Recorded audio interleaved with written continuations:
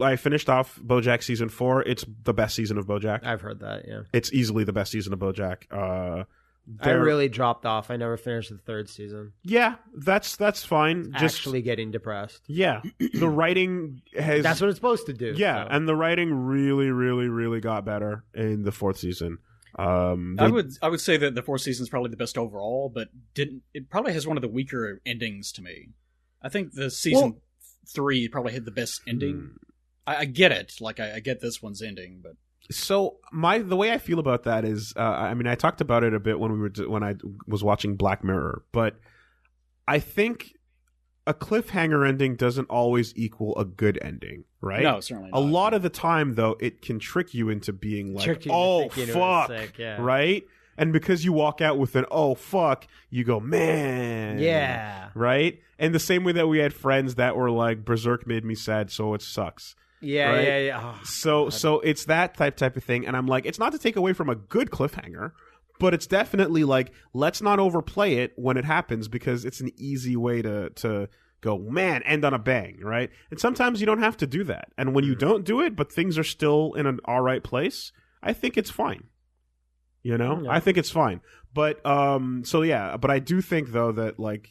Overall, this is definitely the strongest writing of all the seasons so far, and like the best episodes too. They do a lot of like experimental storytelling in this season. That's a good way to vary it up. And when you're in the 4th season, you want to start using new tricks. Like, yeah, exactly. New ways to make you sad. Sad, yeah. I didn't know I could feel sad. Yeah. There. Oh, I guarantee you, at least 2 of technology. them. To just do it. At least 2 of them, minimum 4, a maximum 4. 4 or 5, I'd say. Okay. Yeah. Depending on the type of person you are. Yeah. It's like episodes that focus on a character. Right? Okay. They go, all right, we're gonna focus on your thing, and when you see what your thing is like from your perspective, as in the character, it gets fucking good. Okay. That's basically what it is. Do you feel like some of the characters have been flanderized over time? Well, define flanderized. In the context of BoJack, probably this character is this character. They do this. This is their personality trait, and they don't grow beyond that. 100%, because I feel like it sucks, but which almost is kind of the point of BoJack. It is, but I liked Todd so much in the beginning of the show, and now I hate Todd. Oh yeah, really? Yeah, I've always kind of hated Todd. I liked Todd in the beginning as like a really funny random quirk in the formula, as it were. And also, I'm picturing that's all he was. And I'm picturing Jesse Pinkman the whole time. Yeah. Right? Like at the end of the day. But I really don't. I think he's the least interesting character. Well, he doesn't have a character. By the end of the series, or by the end of season 4. And whenever they're like, "Let's go focus on him," I'm like, "Why? This is not going to be that funny." Because he hit all the same punchlines already. I remember in season 2 there was an episode or 2 that like focused on him for a bit, at least half an episode or something. And I was kind of like, yeah. I like Todd. I mean, up until I watched, I liked Todd, but I was like, I don't know if there's enough there. And now you're telling me in season 4 it's worse. Oh, okay. Because his arc in 3 was his character arc. It is a character arc. Yeah. His arc in 3 is the most interesting thing about him. Okay. And then that wraps up and ends. Yeah, and it doesn't even really go anywhere. And it doesn't go anywhere. And then we get to 4 where you're like, now you're just back to nothing. Okay. Yeah, his arc even is more. Like his arc almost, and if you look at it this way, is the characters asking, "How come you aren't having any developments of any kind?" And it's answered with, "Well, apparently I have this." Yeah, and they all shrug and go, "Oh, okay." Okay, but it's like, and what about that? Okay, that's nice. Nothing. That's it. You've discovered something about yourself, but back to being wacky. Yeah. Hey, that's what I know. He's just a foil. He's just a foil character. You can't concentrate episodes on a foil. Yes. Because there's nothing for them to bounce back to. And it's funny because I find whereas I started the show pretty much loathing Mr. Peanut Butter. What? Because it was like, okay, I love him in how stupid he is and how things work out. Yeah. But but otherwise I'm like, God, what an annoying piece of shit. Right? And now I'm like, I like Mr. Peanut Butter. In this really dumb way that's like, oh, he's a fucking mess. You know? Did that angry fucking scene really turn you around on Mr. Peanut Butter? And like so, yeah, a lot of changes from one season to the other. But BoJack's a fun show, and I'm glad it's still going. It's not. It's literally not a fun show. It's not fun at all. It's entertaining. There you go. That's different. It's entertaining. I would lobby that it's the least fun you can ever have. But one thing is that's like solid with it is that they consistently make BoJack the most interesting character. Well, I mean, he's the main character, right? But think about how many times that doesn't happen. Exactly. No, that's what I mean. It's like I'm agreeing with you that, like, yeah. Because you're supposed to make your main character the most interesting character. Yeah. And there's some shows don't do it. They don't. They fuck up. They make someone else interesting.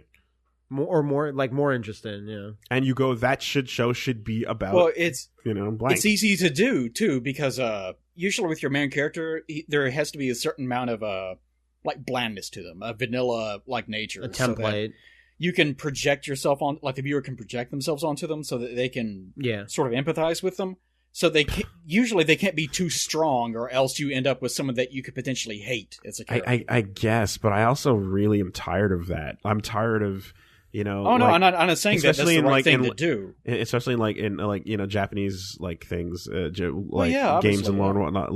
But that's why it happens. Super relatable generic person as main character. Like, we get it. Just make someone interesting. But and then you find out they're interesting later on because of whatever the fuck. The players are saying it's like that's where most main characters should try to start, because you can end up with a character that does have a strong personality, but you just fucking despise them. They're just the worst. Either positively or negatively, like they're too strong. Yeah, I suppose. Like if you go for a Kratos and then we go fuck look at Kratos, a Shinji or something. Sure, example. Yeah, no, you're right. You push extremes, but what can I say in that it's like I'd rather feel that way and feel strongly about the character than just get milquetoast middle. Yeah, I love how Shimon and Kamina are super opposites of each other that you have strong feelings about. Mm-hmm. Shinji is a piece of shit, but you're like, yeah, you have a strong feeling about it either way. You're not Jotaro. Jotaro is not relatable at all, but he's so much tougher and stronger. He's relatable to me. Like that's the thing is you're not just like, what is going on? What am I thrown into? I'm the normal guy. It's like, it's just, if you're going to do that, please do that for 2 seconds. And then make it better. Yeah. But common writing problem. With BoJack specifically, I would say that probably seasons 1 through 3, it kind of felt like they were just reiterating the same problem over and over and over again, which is kind of the point of BoJack. Season 4, it actually does feel like he's making some sort of headway. That he is sort of developing. It's sort of. Remember that fake, but it's not a lot, Yeah, he's still the same person. The fake progress he got at the end of season 1 and then season 2, it's like even more. Like you're like, that was nothing. Yeah. Okay. No, dude, and I mean, and as a show goes, I can see that it's like this is definitely made for people that are going through some shit to really relate to. You can feel when that comes out, but And so in that regard, it's not everything speaks to everybody, but there's some stuff that definitely stands out for people. And I think, the just that simple little line of when he's running and the little goat that's jogging is it gets easier, but you have to do it every single day. And it's that's a nice little takeaway moment. It's a general You can line, package that up and sell that. Put that on a card. Sure. You can make a meme out of it. But I'm glad that it's not it has worth. It's memeable. I'm glad that it's not just oh god, remember BoJack Horseman? Wow, what a train wreck! It went to shit after season 2. It depends on how much longer it goes. It's gone way longer than I ever thought it would. Would you say the sweet spot for a series is usually probably either 6 or 7 seasons at most? I'd say nowadays, you wanted maybe even less. I'm always say 5. I'm always about less. You know me. 5 is for me. 5 is we talked about this in a video. Yeah. It's Dexter made it up to season 8, but Breaking Bad is how about half that? That I always I think 4 is a lot of TV. Mm-hmm. A lot of it is just because when it comes down to it, a story is about an idea that you have to develop over time. Mm-hmm. Yeah. Which is why so many ideas make better series than they do movies. Because you just need that that breadth. Right. So the thing about a long series is that if you have developed an idea completely, then that idea needs to be put to rest because you're done with it. Mm-hmm, mm-hmm. So why do you need extra time for that? And that's where the rehashes come from. And that's when it starts to get very tiring. Milking. You're just making... you're just starting shit for no reason. Yeah.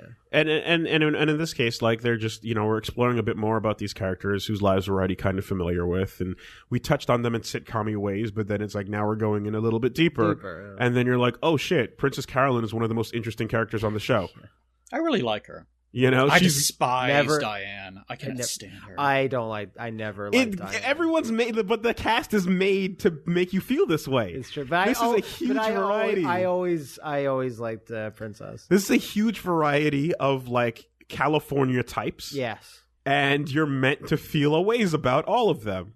But I guess that's part of it, is that I'm from an area in which there are not these people are exotic like this. creatures. Right. Yeah, right. they like, to people around here, they just come across as being freaks. Like, what the fuck is wrong with these people? Because that's just part of life in an area like that. Yeah. By the people that make the series. Exactly. Right. What they're surrounded by.